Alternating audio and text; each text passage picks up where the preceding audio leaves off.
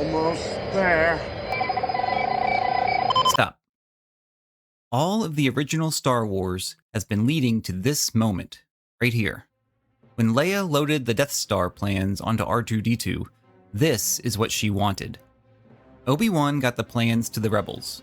The Rebels found a weakness. Their lead pilot is in position. The computer is locked on target. Despite the odds, everything has gone according to plan. It's away! Except, we know it's not going to work. No one in the theater thought he was going to make that shot. Not because the target is too small, or the pilot isn't the chosen one, but because for 2 hours, the movie has been setting up one simple truth that's at the heart of Star Wars. To see what it is, we need to go all the way back to the very beginning. Don't be too proud of this technological terror you've constructed. It's 1977. The Vietnam War has ended, but the Cold War simmers on. And with it, the view of technology has somewhat soured. The heroic, optimistic science fiction of Asimov and Heinlein has largely given way to the dystopias of Blade Runner and Soylent Green.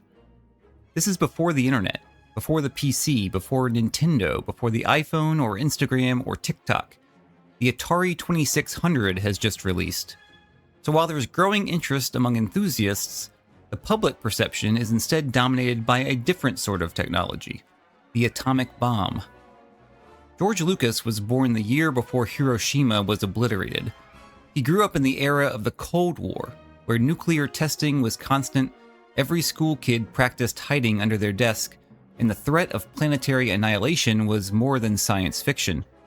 He was 18 during the Cuban Missile Crisis, perhaps the closest the world has ever come to ending. For the first time in history, humanity must contemplate the ability to build a device that can destroy the planet. Technological progress no longer seems like such a sure answer to the world's problems. In some ways, maybe technology itself is the problem.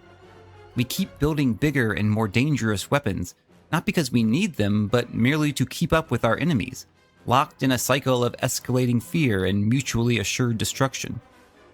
Maybe humanity's quest for more and more power over nature is destined to end in our own demise. How can we possibly escape from this death trap?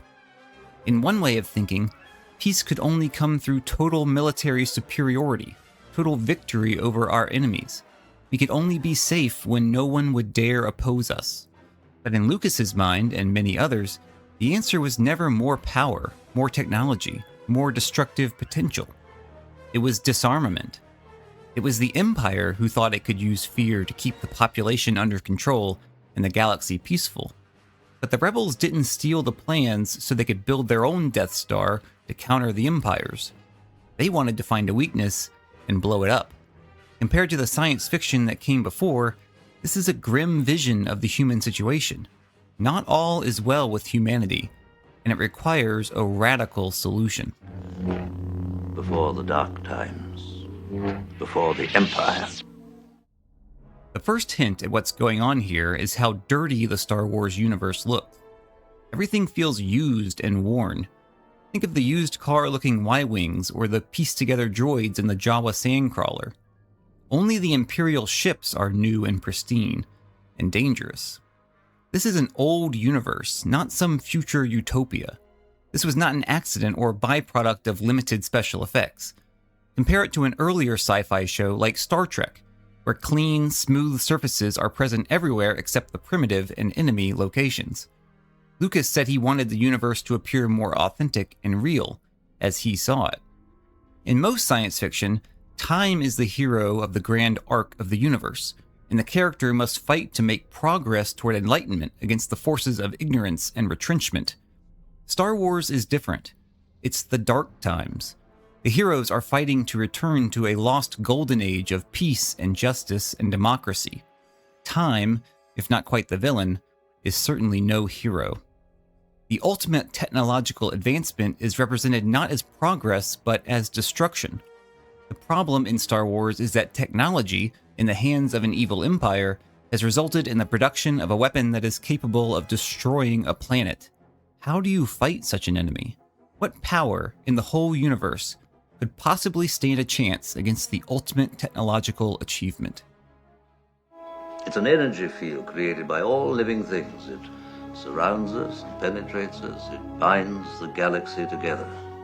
Obi-Wan calls the Force an energy field and a source of power, something that provides strength to those who learn to use it. But the first drafts of Star Wars referred to it as the Force of others. That's the way Lucas thought of it. The Force is just humanity, and not in the Soylent Green kind of way, spoiler alert. It's a representation of what people can do when they come together. Incredible things, like guard peace and justice in the galaxy for 1,000 generations. Unfortunately, as Lucas understood all too well, it can also be corrupted. Humans can come together to do terrible things, like destroy an entire planet. The corrupting influence is the desire for power, to transcend the need for humanity by creating artificial tools not for the benefit of everyone, but for the advancement of the self. Darth Vader is more machine now than man, kept alive only by the power of the dark side and his mechanical suit. His face is robotic and stiff. His voice is modulated. His presence is intimidating. His power is frightening and deadly. Luke is Vader's human embodiment, literally his flesh and blood.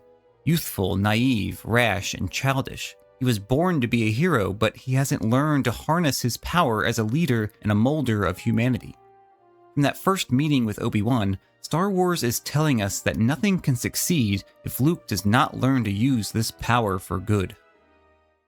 If you strike me down, I shall become more powerful than you can possibly imagine. The genius of Star Wars is that it holds two paths in tension until the very last moment. The surface plot of the movie involves the Rebel Alliance stealing the plans to the Death Star so that they can find a weakness, attack it, and destroy it before it can subjugate the entire universe. That's an impossible task. A tiny band of rebels against a mighty galactic empire with unlimited resources. A few small fighters against a gigantic space station that can destroy an entire planet. A boy, a princess, and a smuggler against a magic-wielding cyborg samurai master. That plan was never going to work, but the movie strings us along nonetheless. It makes us think they have a chance right up until it dashes all their hopes in the trenches of the Death Star. But while the rebels are desperately trying to defeat the Empire by traditional methods, Luke is going through a different kind of journey. Estranged from his past and his potential, he must reconnect with this lost heritage and learn to trust in the Force. The death of his family thrust him out of his contained world and into a larger universe. Obi-Wan introduced him to the Force and taught him the basics, but he recognized that Luke was never going to trust his own power while Obi-Wan was there to guide him. But if Obi-Wan sacrifices himself for the sake of humanity, he opens up a greater power, through Luke, that has the capacity to undo the Empire from the heart. These two threads seem to run in opposition to each other, but the first is only an illusion, a feint that hides the hidden blade. All along, the movie has been hinting at its true purpose, if you know where to look. That's impossible, even for a computer. Star Wars is not an anti-technology film. The Millennium Falcon is technology. R2-D2 is technology. A lightsaber is technology.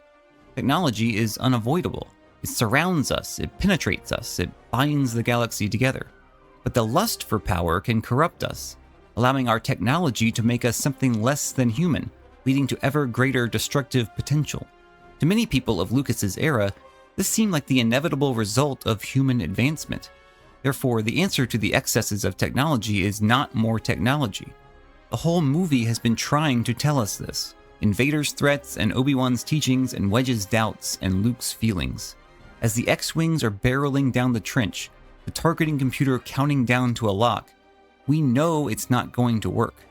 The computer can't hit the target. Technology can't destroy technology. And even if it did, that would only continue the cycle of escalating destruction. There will be another Death Star, and another, and another. Only the return of the Jedi, of humanity, can stop it. If Luke doesn't take that first step, if he doesn't turn off his targeting computer and trust in the Force, he will never become a Jedi. He will never defeat the Empire. This is the real story of Star Wars, Luke's journey from childish farm boy to Jedi Knight. Because when the fate of the universe is on the line, The computer won't save us. Our only hope is in the force of others.